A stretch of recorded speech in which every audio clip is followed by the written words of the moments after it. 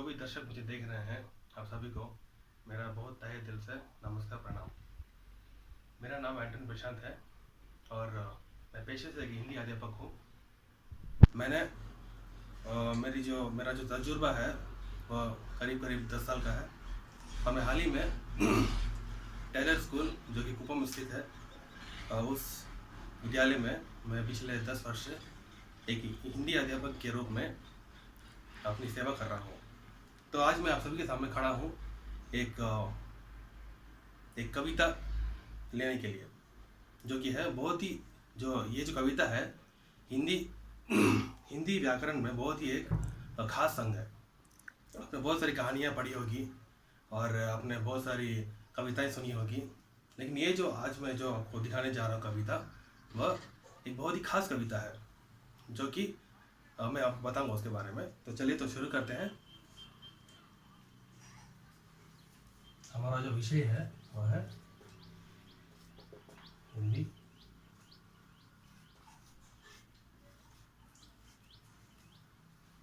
और आज का विषय जो कि मैं आज लेने वाला हूँ, ये जो कविता है कहानियाँ में जो होता है वह गद्य के रूप में होता है, जैसे कि इसको बोलते हैं पैराग्राफ। और कविता की ओर देखेंगे तो कविताएं एक पद्य के रूप में होता है, जो एक पद्य में कम से कम लगभग आपको 4 से 5 पंक्तियां मिल जाती है। लेकिन आज जो खास कविता लेने वाले हैं उसमें केवल 2 पंक्ति है, तो उसको हम कहेंगे दोहा। क्या कहेंगे उसको? दोहा। दोहा का जो अर्थ होता है वह है 2 पंक्ति वाला, और इसको अंग्रेजी में बोलते हैं कपलेट। कपल का मतलब होता है 2, तो इसको भी दोहा भी केवल 2 पंक्तियों में लिखा जाता है, इसलिए इसका नाम आया है दोहा। तो आज हम देखेंगे दोहों को बहुत सारे प्रमुख कवियों ने लिखा है जो कि बहुत प्राचीन कवियां हैं। और आज जो हम दोहा लेने वाले हैं उस दोहे को लिखा है संत कबीरदास जी ने। तो उनका नाम क्या है? कबीरदास। पहले हम जानेंगे कि ये कबीरदास कौन है, किस जमाने के कवि हैं ये सब। पहले मैं इनका जीवन परिचय बताऊंगा। इनका नाम है कबीरदास और इनका जन्म जो हुआ इनका 1398 ई। ये जो ई का जो अर्थ है इसको बोलते हैं एडी। एडी मतलब एनो डोमिनी। इनका जन्म हुआ 1398 में और इनका निधन यानी कि जो इनकी मृत्यु हुई सन 1494। इनका जो जन्म स्थल है यानी कि जो जन्म स्थान है वह है वाराणसी, जो यूपी में स्थित है। और अगला इनकी प्रसिद्ध रचनाएं, इनकी जो बहुत ही प्रसिद्ध रचनाएं हैं उसका नाम है बीजक और रामायणी। इन दोनों किताबों में इन्होंने बहुत सारी दोहाएं लिखी हैं, उसी का अंश आज हम देखेंगे। ये जो दोहा है यह हिंदी भाषा में बहुत कम लिखी गई है। ये जो दोहा है जो 2 पंक्तियों वाला है, इसका जो मिश्रण है पंजाबी, गुजराती, राजस्थानी, भोजपुरी और ब्रज, इन सभी भाषाओं का मिश्रण करके इस दोहा का रचना किया गया है। क्योंकि ये बहुत ही प्राचीन कविता है, इसलिए इसके जो शब्द है, इसके जो बोल है, ये थोड़े अलग होंगे। तो देखेंगे पहला दोहा।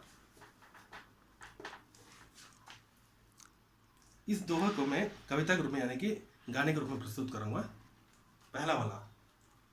गुरु गोविंद दो खड़े काके लागू पाए, गुरु गोविंद दो खड़े काके लागू पाए, बलिहारी गुरु आपने गोविंद दियो बताए, गोविंद दियो बताए। ये जो पहला दोहा है इसका मैं पहले आपको बता देता हूँ अर्थ क्या है। गुरु गोविंद, गुरु का अर्थ होता है शिक्षक यानी कि आचार्य। गोविंद का अर्थ होता है ईश्वर भगवान। दो खड़े, दोनों खड़े हैं। का के लागू पाए, का के लागू पाए मतलब किसके पैर लगू, बलिहारी गुरु, बलिहारी का अर्थ होता है न्योछावर, मतलब कुर्बान करना। गोविंद दियो मिलाए, मतलब गोविंद को मिला या ना। पहले देखेंगे इसका अर्थ। बलिहारी, बलिहारी का मतलब होता है कुर्बान, मतलब सैक्रिफाइस होते हैं अंग्रेजी में। अगला गुरु का अर्थ होता है शिक्षक, क्या बोलते हैं इसको, टीचर या मास्टर। अगला गोविंद, गोविंद का अर्थ होता है ईश्वर, मतलब ऑलमाइटी बोलते हैं इसको इंग्लिश में। तो चलिए, इस दोहे में संत कबीरदास जी कहते हैं, और मैं आपको बोलना भूल गया, ये जो कबीरदास जी हैं ये कवि होने के साथ साथ समाज सुधारक भी थे। मतलब समाज में जो भी समस्या है उनको हल मुफ्त में करते थे, मतलब बेझिझक करते थे। तो इस दोहे में कबीरदास जी कहते हैं कि गुरु और गोविंद, शिक्षक और भगवान, अगर मैं आपके सामने लाके खड़ा करूंगा तो आप उन दोनों में से किसका चयन करेंगे? ये आपके ऊपर है, किसका चयन करेंगे। और ये क्या बोल रहे हैं, गुरु एक ऐसा व्यक्ति है जिसने हमें ईश्वर, भगवान के बारे में सिखाया है, बताया है, पढ़ाया है। अगर गुरु नहीं होंगे तब हमें कोई सिखाने वाला नहीं है कि भगवान कौन है, कहाँ रहता है, किस रूप में है। शिक्षक ही एक ऐसा व्यक्ति है जिसको सबसे पहला स्थान इस विश्व में दिया गया है। माता पिता के जो सबसे पहले गुरु, उसके बाद ही आते हैं माता पिता, मतलब गुरु ही सबसे सर्वोच्च है। तो गुरु ही हमें सिखाया है कि भगवान कौन है, ये कौन है, वो कौन है। भगवान को किसी ने अपने नेत्र से देखा नहीं, आज तक किसी ने नहीं देखा। जो हमें सिखाया है केवल गुरु ने सिखाया। मतलब गुरु ने अपना सारा ज्ञान, अपना सारा जीवन बच्चों की शिक्षा में कुर्बान कर देता है। इसीलिए इधर जो संत कबीरदास जी बोलते हैं, मैं अगर गुरु और गोविंद में से किसी एक को चुना है तो मैं गुरु को ही चुनूंगा, बेझिझक मैं गुरु को ही चुनूंगा, क्योंकि गुरु एक ऐसा मात्र व्यक्ति है जिसने हमें ईश्वर के मार्ग में चलना सिखाया है। ईश्वर कौन है, उसी ने हमें सिखाया है। इसलिए जिसने हमें शिक्षा दी, पहला स्थान उसी को जाता है। इसलिए मैं अपने गुरु के चरणों को स्पर्श करके आशीर्वाद लूंगा, उसके बाद ही भगवान मेरे लिए। ठीक है, समझ गए आप? और कोई आपको संदेह है आप मुझसे पूछ सकते हैं। मैं और एक बार ये दोहा आपको सुना देता हूँ। गुरु गोविंद दो कड़े काके लागू पाए, बलिहारी गुरु आपने गोविंद दियो बताए रे भैया, गोविंद दियो बताए। तो पहला दोहा आपको समझ में आ गया। बढ़ते हैं दूसरे दोहे की ओर। दूसरा दोहा मैं आपको गा के सुना देता हूँ पहले। ऐसी बानी बोलिए मन का पाख होय, ऐसी बानी बोलिए मन का पाख होय, औरन को शीतल करे, आप ही शीतल हो रे भैया, आप ही शीतल हो। दूसरे दोहे का पहला मैं आपको अर्थ समझ देता हूँ। वाणी, वाणी का जो अर्थ होता है बोल, हमारे वचन, हमारे शब्द। मन का अर्थ होता है हृदय या दिमाग। आपा मतलब क्रोध या जो भी अहंकार है उसको बोलते घमंड, आपा। औरन दूसरों को, शीतल ठंडा, आप हुई हम खुद, सेल्फ, हुए मतलब हुआ। तो इसका मैं अर्थ लिख देता हूँ। वाणी का अर्थ होता है वचन या बोल, इसको बोलते हैं अंग्रेजी में वर्ड्स। अगला शीतल, शीतल का अर्थ होता है ठंडा, अंग्रेजी में इसको बोलते हैं कूल। ठीक है, तो इस दोहे में जो दूसरा दोहा है उसमें कबीरदास जी कहना चाहते हैं या हमें बता रहे हैं, हमें सिखा रहे हैं कि हमें ऐसी वाणी बोलनी चाहिए, हमें ऐसे वचन या ऐसे शब्द बोलने चाहिए जिससे सुनकर दूसरों के मन को ठंडक पहुंचे, सुख पहुंचे, तसल्ली हो। ठीक है, समझ गए? ऐसे शब्द अपने मुंह से निकालिए, ऐसे दूसरों से बात कीजिए ताकि आपके शब्द उनके दिमाग पर ऐसा असर करे कि वे खुश हो जाए। ठीक है, और अगर वे खुश होंगे तो अवश्य आप भी खुश होंगे। दूसरा दूसरा दूसरा जो पंक्ति है उसमें वही कहा गया है, आपके जो शब्द है, आपकी जो वाणी है, दूसरों को शीतल करेंगे, मतलब दूसरों को प्रसन्नता पहुंचाएगी। उसको, उनकी प्रसन्नता को देखकर आप भी प्रसन्न हो जाएंगे, तो अवश्य होंगे। जैसे कि उदाहरण के तौर पर मैं बताऊंगा, अगर आपका कोई साथी या दोस्त या कोई सखा कोई समस्या में फंसा हुआ है, अब जाके उससे अपनी बातें उसके साथ जाके बात करेंगे या उससे पूछेंगे तुम्हारी समस्या क्या है, तब वह अपनी समस्या आपको बताएगा।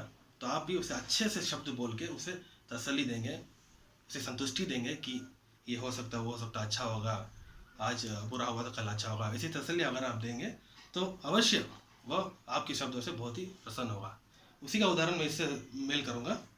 कबीरदास जी बोल रहे हैं, ऐसी वाणी आप बोलिए, मतलब कठोर वचन को छोड़ दीजिए, अपने जो बहुत ही क्रूरता है उसको छोड़ दीजिए, ऐसी वाणी बोलिए ताकि दूसरों को प्रसन्नता पहुंचे, उनकी प्रसन्नता को देखकर आप भी प्रसन्न हो। हमेशा ऐसी वाणी को अपनाइए। तो यही है दूसरा दोहा। तो मैं वापस दूसरे दोहा का वचन कर देता हूँ। ऐसी वाणी बोलिए मन का पाख होय, ऐसी वाणी बोलिए मन का पाख होय, औरन को शीतल करे, आप ही शीतल हो रे भैया, आप ही शीतल हो। तो समझिए आप, जो आज का जो अंश था वह था दोहा, जिसको लिखा गया था कबीरदास जी के द्वारा।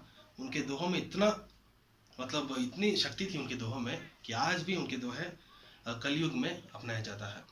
तो केवल इन्होंने बहुत सारे दोहे लिखे हैं, लेकिन मैंने केवल 2 दोहों का आपके सामने प्रस्तुति की। बस आज का जो अंश था इतना ही था। तो अगर आपको कोई भी संदेह है तो आप मुझसे पूछ सकते हैं। तो इस विषय को समाप्त करने से पहले मैं कुछ प्रश्न जवाब करना चाहूँगा आपसे। पहला प्रश्न जो आता है आपके लिए वह है, दोहा का अर्थ क्या होता है? दोहा का जो अर्थ है 2 पंक्ति वाला, उसको अंग्रेजी में हम बोलेंगे कपलेट। दूसरा, संत कबीरदास जी का जन्म किस स्थल पर हुआ, किस स्थान पर हुआ? अवश्य उत्तर होगा आपका वाराणसी। इनका जीवन काल यानी कि लाइफ स्पैन, जन्म तिथि से लेकर मरण तिथि आपको याद रखना है। और इनकी जो रचना है, प्रमुख रचना है, वह है बीजक और रामायण। इन दोनों को आपको बहुत ही तरह से याद रखना है। अगला, कबीरदास जी ने जो पहला दोहा में हमने देखा, कबीरदास जी बोल रहे हैं कि सबसे जो सर्वोच्च स्थान हमने इस समाज में दिया है वह है केवल गुरु को। उसके बाद जो अगला है भगवान है, क्योंकि गुरु ही वह एक ऐसा इंसान है जिसने हमें भगवान कौन है, भगवान का आकार क्या है, भगवान के बारे में हमें ज्ञान दिया। इसलिए कबीरदास जी कहते हैं, मैं गुरु और गोविंद में से गुरु के चरण स्पर्श करके आशीर्वाद दूंगा, उनसे ज्ञान प्राप्त करूंगा। दूसरा दोहा जो कबीरदास जी का जो भावार्थ है दूसरे दोहा में, वह है, हमें ऐसे वचन, ऐसे शब्द बोलने चाहिए जिसे सुनकर दूसरों को प्रसन्नता पहुंचे, उनकी प्रसन्नता को देखकर हमें और हमारा मन, तन मन सारा प्रसन्न हो जाए। यही है जीवन की रीति। तो यही है, अगर ऐसा करेंगे, अगर आपका सामने जो खड़ा हुआ व्यक्ति प्रसन्न हो, आप भी प्रसन्न हो, तो इसमें भाईचारे की भावना बढ़ती है।